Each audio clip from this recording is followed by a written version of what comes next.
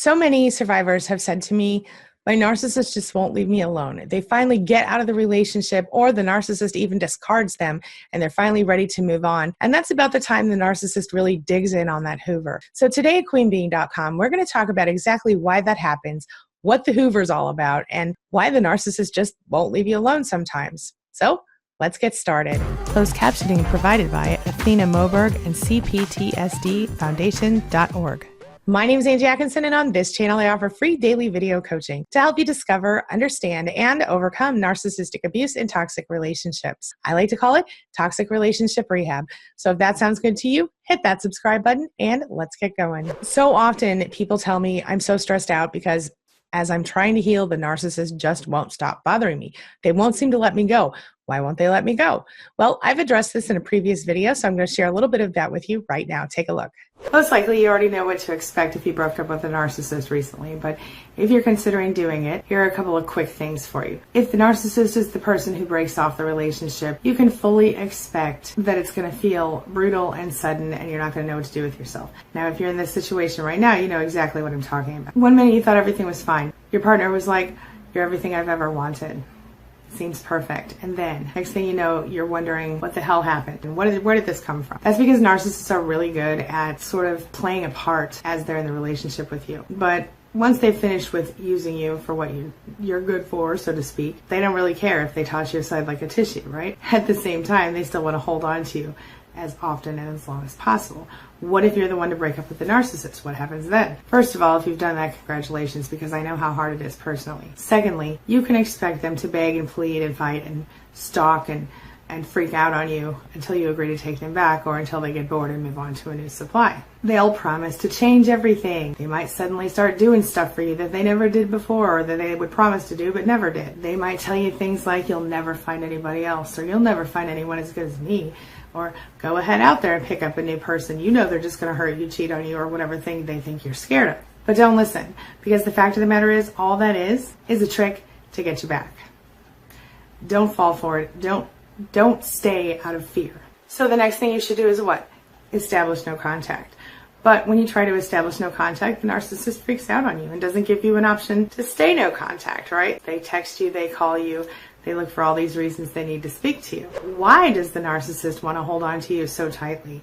Why does the narcissist refuse to let you move on? Number one, you're the narcissistic supply. So what that means is if you've been in a relationship with a narcissist, or even if we're talking about a parent narcissist or a friend or a coworker narcissist, what you're dealing with here is someone who has gotten used to having you around. They're someone who has gotten used to using you as an emotional dumpster and who enjoys whatever supply you're giving them, whether you're feeding them or cooking for them or having sex with them or just being the perfect or imperfect person around them that they can brag about or complain about, whatever day it is. So what are they going to do?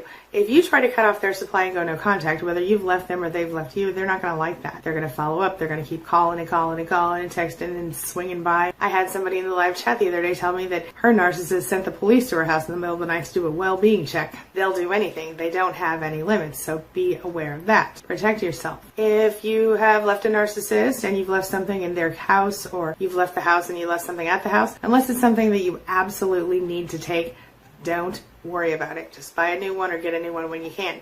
If it's a priceless family heirloom and you really want to deal with it, see if you can have somebody else go pick it up for you or ask the narcissist to mail it. Probably you're not going to get it back. Just be okay with that unless it's something you absolutely have to have, in which case you can always have a police officer go with you to pick up the item and leave right away. A narcissist is kind of like a hoarder when it comes to supply. Okay, people. Narcissistic supply. A hoarder enjoys collecting stuff. Narcissists like to collect people. Some people call this a narcissistic harem or a circle of supply. One of the reasons the narcissist will never let go of you is because they want you to be a part of that narcissistic harem or that circle of supply. So even if they have moved on, they still want to be able to stop by your place and get whatever that they can from you when it's convenient for them to do so. Be aware. See, narcissists don't care about right and wrong. They don't care about ethics, and they certainly don't care how you feel. They don't care if every time they stop by your place, they re-traumatize you and they put you back into a spinning, wheel of death. All they care about is they get their needs met. And if you're willing to help them do it, guess what? They're coming over. You have to remember, narcissists see people as objects or extensions of themselves. They don't actually believe that you have your own thoughts and feelings on a level that is real as theirs. Because the narcissist requires so much attention, they generally group together or accumulate a whole bunch of people. A big circle, a big variety of people, just in case their primary and secondary and tertiary supplies aren't available. This way they can turn to whoever is available when they have the need for them. We might feel weak, almost powerless to resist their charms, even when we know better. One of those times is during the narcissistic hoovering phase. So what is hoovering anyway? Just for those of you who don't know, the Hoovering Technique was named after the famous vacuum cleaner, as you might have suspected. And it's one of the many common manipulation tactics used by narcissists. It's basically when a narcissist sucks you back into the relationship after they've gone no contact or after they have discarded you, whether that was intentional or otherwise, and often after you have chosen to go no contact. They suck you back into the relationship or some version of it. It often begins innocently enough, sort of subtly, but it always happens with just one target, and that is to regain control of you in the relationship. Whether it's because they want you to be their backup supply, or it's because they want you to remain as their permanent primary supply. So here's a pretty simple example of what hoovering looks like. Do you remember in the Peanuts cartoons when Charlie Brown would come along and try to kick the ball that Lucy was holding for him? Every time he'd try to kick it, she'd just pull it away and laugh and laugh and laugh when he fell on his head. Charlie Brown, oh Charlie Brown. I can't believe it. She must think I'm the most stupid person alive. She'd act like there was no tomorrow. She kind of enjoyed his pain. Well, Charlie Brown did what any kid would. He would stop trusting her to hold the ball. But inevitably, Lucy would promise every time that this time, she'd really let him kick that ball. Hold it! Ha! You'll pull it away and I'll land flat on my back and kill myself. But Charlie Brown, it's Thanksgiving. What's that got to do with anything? Well, one of the greatest traditions we have is the Thanksgiving Day football game. And the biggest, most important tradition of all is the kicking off of the football. Is that right? Absolutely. Come on, Charlie Brown. It's a big honor for you. And inevitably, she'd pull it away at the last second, and she'd bust out laughing again as he fell. Well, if it's that important, a person should never turn down a big honor. Maybe I should do it. Besides, she wouldn't try to trick me on a traditional holiday. This time I'm gonna kick that football clear to the moon! Hoovering usually begins after the devalue and the discard phases, when the silent treatment stops giving the narcissist pleasure, and when they're ready for more of that supply that you've been so good at giving them for all these months or years. Or it'll start when the narcissist knows that you're left or you're leaving and they fear that you won't return, because they like your supply. The idea is that the narcissist needs to reestablish contact with you in order to re-engage you for the narcissistic supply that you've been so good at providing all this time. This is a dangerous tactic, my friend, because once the narcissist gets their foot in the door, you often find yourself being love-bombed and hearing promises of brighter days ahead. Everything's going to be awesome. But just like poor Charlie Brown, you're bound to fall again. Now that you've heard that, I'm going to share with you what Lise, one of my fellow coaches over at queenbeing.com, said when I asked her the same question. What do you do when the narcissist just won't leave you alone? And take a look. The narcissist won't leave you alone because they don't like losing supply. They don't like losing even negative supply. In fact, they need negative supply as much as they need positive supply. So they need to go into the drama. They love drama. They say they hate drama, but they love it. They need someone who's pining away for them. They need someone who is wishing they had them. They need the chase. They need to know that if they're bored with their new supply or just if they're bored with life, they can hoover you back. They just don't leave you alone because in their eyes, they own you. They own you from the moment they believe they have you. And they don't let go of their possessions. Why does that happen? Well, I've addressed this in a previous video, so I'm going to share a little bit of that with you right now. Take a look. So how are you going to deal with a narcissist hoovering today? If you're still stuck in that relationship, might as well just let it happen. Keep some safeguards in place. So first of all, don't take the bait, because if you do, you might end up allowing the narcissist to cross your boundaries, and you'll end up settling for less than you really deserve in the long run. Plus, you don't want to allow yourself to start doing the things that you wouldn't normally do in order to please the narcissist again, and you don't want to stop taking care of yourself in favor of the narcissist's needs. Most importantly, you don't want to give up your own independence. But in general, first thing you need to do is make sure that your boundaries are firmly in place. Number two, if you've put safeguards in place or consequences in place due to the narcissist's bad decisions, keep those in place even and especially during hoovering. Know that this phase is going to end. Know that you're going to be back to normal with the narcissist at some point. This is just a temporary attempt the narcissist is making to suck you back in. Don't believe me?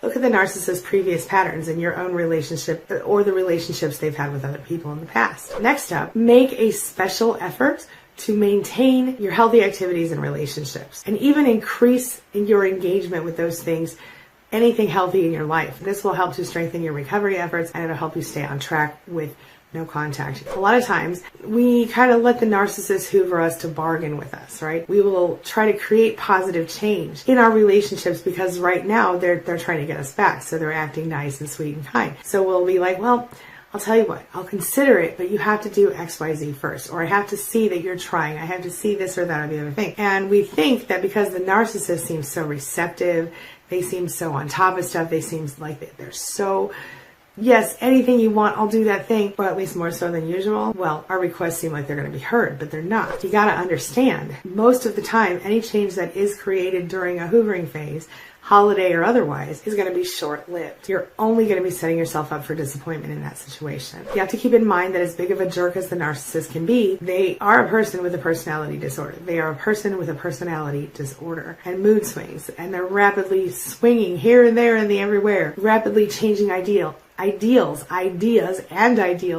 all part of that thing. So you don't want to allow their personality disorder to fool you. You have to remember what they really are. Even if part of them really wants to create those changes and they really seem honest, it will not continue to stay safe for you. It will eventually roll right back to where you were when you didn't want to be with them in the first place. Next up, remember that knowledge is power. Educate yourself on NPD. You're doing that right now. Make an effort to understand what you're dealing with and who you're dealing with, because understanding does lead to overcoming. Next, don't allow yourself to depend on the narcissist emotionally at all, as they will disappoint you every single time, especially when it matters the most. The hoovering phase can and will cloud your judgment, and you might even end up setting yourself up for some real emotional devastation if you allow the narcissist to lull you into that false sense of security and intimacy. Don't let it happen to you. Next, if you have been physically abused by a narcissist and hoovering is an attempt to make you forget it, please don't. Get some help. Check out the emergency domestic violence page at queenbeeing.com. Contact your local authorities, whatever you need to do. Get a restraining order. Stay the hell away from that person. Finally, understand this deal for what it is. The narcissist doesn't love you. The narcissist is not capable of actual love, except maybe, and I don't even know for sure that they would love themselves. I think most narcissists hate themselves, and that's kind of why they secretly are who they are. The fact is you're just a pawn in the narcissist game, and so get off the roller coaster, my friend. Go or stay no contact or low contact. If you aren't able to completely cut all contact, try the gray rock method. It works. The bottom line is, the one thing that you can count on with a narcissist is that they do not change. They might get better at hiding their true selves for a while, and they might pretend to change for a while to get you back, and you might really believe them, but they never actually change, at least not in my experience, not in my research, and not in anybody else's experience who's ever spoken to me about it. All right, now this brings me to the question of the day, and the question of the day is, have you been in a situation where the narcissist wouldn't stop, wouldn't leave you alone, wouldn't leave you be, continued to hoover over and over? And if so, did you figure out a solution that worked, or are you still struggling with it? Share your thoughts, share your ideas, share your experiences in the comment section below, and let's talk about it. If I need to make more videos on this, please let me know exactly what you're dealing with so that I can try to address your situation specifically. I want to give a quick shout out to my amazing channel members, the people who chose to sponsor my channel here on YouTube through that join button that you see below, or the link you see in the description if the join button isn't visible on your device. These are my inner circle people who get a little extra something, some perks from me, but also who help support this channel and make it better for everyone. I'm so grateful for each and every one of you. Thank you so much for being my insiders. My amazing inner circle includes Life's Revival, Black Caesar, Deborah, Roxanne Antle, Susan Marion, and my very first member, Angela Falsetta. Thank you all so much for being such a big, important part of this channel, and thank you for supporting me and my mission to help people discover, understand, and overcome narcissistic abuse and toxic relationships. It means the world to me. Thank you. All right, that's all I've got for you right now. But as always, thank you so much for being a part of my day and a part of my life. And hey, thanks for letting me be a part of yours. It really does mean a lot to me. Now, before I go, make sure you take a look at the videos I'm leaving for you right here and right here. And while you're here, hit that subscribe button right there so we can stay connected and continue on this healing journey together. I'll see you soon.